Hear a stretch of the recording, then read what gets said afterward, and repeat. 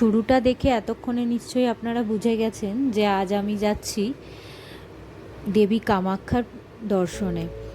তো এখন আমি আছি গুয়াহাটি স্টেশনে, ভোর 3:35 এখন। তবে আপনারা চাইলে আরেকটি স্টেশন আছে কামাখ্যা স্টেশন, ওখান থেকেও যেতে পারেন। তবে আমি গুয়াহাটি স্টেশনটাকেই প্রেফার করলাম। এখান থেকে যে কোনো রকমের 4 হুইলার কিংবা অটো রিক্সা ধরে খুব তাড়াতাড়ি মন্দিরে পৌঁছে যাওয়া যায়, এবং আমি অটো করেই যাব। তবে আজকে শুধু যে আমি আপনাদেরকে মন্দিরটি দেখাবো তা নয়, মন্দির হয়তো আপনারা অনেকেও দেখেও থাকবেন। তবে আজ আমি কামাখ্যা দেবীর যে ইতিহাস সেটা একটু বলার চেষ্টা করব। চলুন মন্দিরে যাওয়া যাক।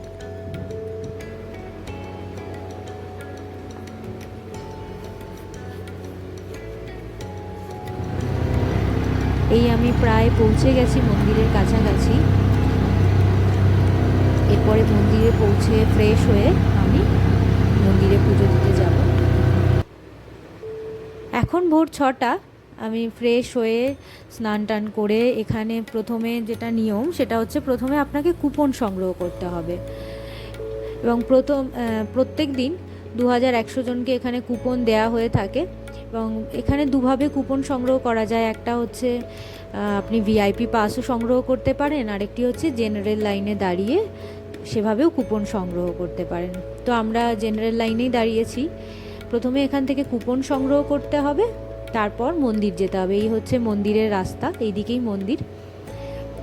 তো কুপন সংগ্রহের জন্য প্রথমে একটি দীর্ঘ লাইনে অপেক্ষা করতে হয়। এই যে দেখুন, প্রচুর মানুষ অপেক্ষা করছেন। হয়তো কেউ কেউ রাত 12টায়, কেউ ভোর 2টোয়, কেউ 4টে, এরকম সময় থেকে সকলে লাইন দিয়ে আছেন। যেহেতু একটা লম্বা লাইন পড়ে এবং কুপন সংগ্রহে বেশ কিছুটা সময় যায়, তারপর আপনি ভিতরে প্রবেশ করতে পারবেন।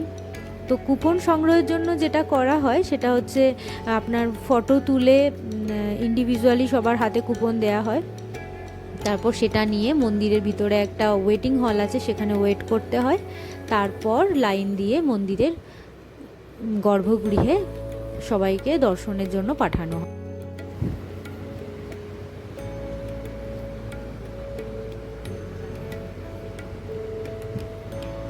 এই যে আমিও পেয়ে গেছি কুপন হাতে। এই হচ্ছে কুপন, যেটা সংগ্রহ করার পরই আমি ভিতরে দর্শনের জন্য যেতে পারবো। দীর্ঘ প্রায় 6 ঘন্টা লাইন দেওয়ার পর আমি এই কুপনটি সংগ্রহ করতে পেরেছি।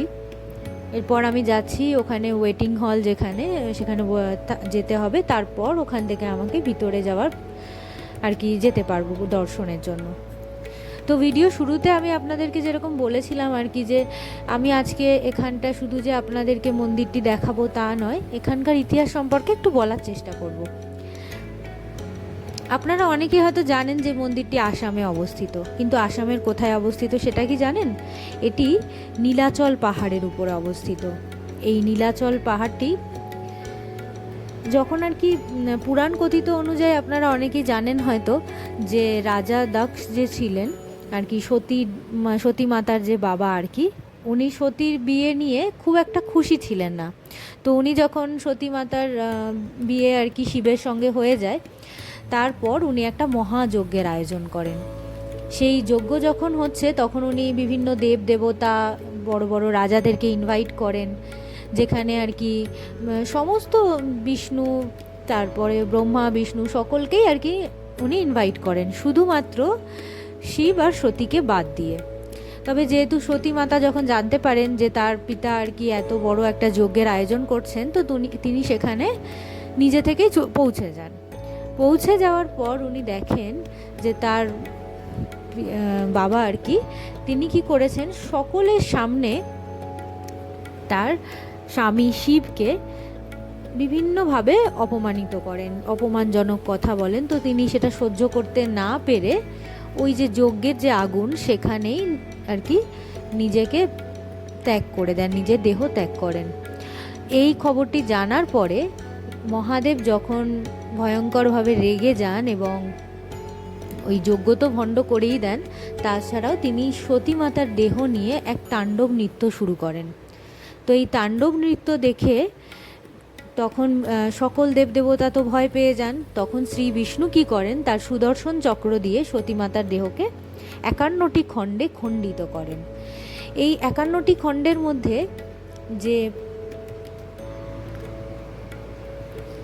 51টি খণ্ডের মধ্যে যে যোনি খণ্ডটি আছে সেটি এসে পড়ে এই নীলাচল পাহাড়ের ওপরে, এবং তখন থেকেই এখানে দেবী কামাখ্যা রূপে পূজিত হন। এই যে এই জায়গাটা আপনারা দেখছেন, এটা হচ্ছে ওয়েটিং হল। আর এই যে এখান থেকে যাচ্ছে সবাই এক এক করে, সকলকে লাইন করে ভিতরে প্রবেশ করার জন্য এই লাইন ধরে যেতে হবে আর কি। আর যেটি দেখলেন এতক্ষণ, ওটা ছিল ওয়েটিং হল। তো আবার সেই কথায় ফেরা যাক। তো যখন আর কি দেবীর দেহের যোনি খণ্ডটি এই নীলাচল পাহাড়ের উপরে পড়ে, তখন যিনি দেবতা কামদেব আছেন, উনি বিশ্বকর্মার সাহায্য নিয়ে এখানে একটি মন্দির স্থাপন করেন। যেহেতু মন্দিরটি অনেক পুরনো, তো বিভিন্ন সময় বিভিন্ন ক্ষয়প্রাপ্ত হয়ে থাকে। তখন পরবর্তীকালে যখন পাল রাজারা আর কি এখানে রাজত্ব করছেন, তখন তাদের সময়ে 8ম শতাব্দীতে মন্দিরটি নির্মিত হয় আবার। তবে নির্মিত হলেও যেহেতু মন্দিরটি আরও অনেক পুরনো, 1500 শতাব্দী নাগাদ এই মন্দিরটিকে রাজা বিশ্বসিংহ আবার পুনর্নির্মাণ করেন। রাজা বিশ্বসিংহের পুনর্নির্মাণের পর 1553 খ্রিস্টাব্দ নাগাদ একটি ধর্মযুদ্ধ হয়, যে ধর্মযুদ্ধে মুসলিম সেনাপতি কালা পাহাড় এই মন্দিরটিকে বিশ্বসিংহের ওপরে প্রতিশোধ নেয়ার জন্য ধ্বংস করে দেন। তারপরে 1555 খ্রিস্টাব্দ নাগাদ এই মন্দিরটি রাজা নরনারায়ণ আবার পুনর্নির্মাণ করেন। যে এখন যে মন্দিরটি আমরা দেখতে পাই সেটা রাজা নরনারায়ণের তৈরি। এই হচ্ছে সেই মন্দির প্রাঙ্গণ, আপনারা এখন দেখতেই পাচ্ছেন। আর এই যে মন্দিরটি দেখছেন, ওর ভিতরের গর্ভগৃহের ফটো তোলা নিষেধ, সেই জন্য ভিতরটা আপনাদেরকে দেখাতে পারবো না, সেটা আপনারা নিশ্চয়ই সকলেই জানেন। হ্যাঁ, মন্দিরের ভিতরটা এই হচ্ছে মন্দিরের বাইরের জায়গাটা।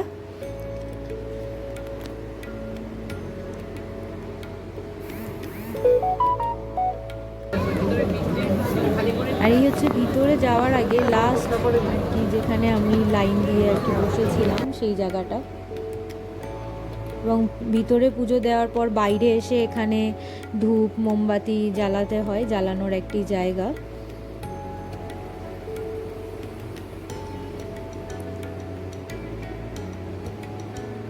এই হচ্ছে মন্দির প্রাঙ্গণটি।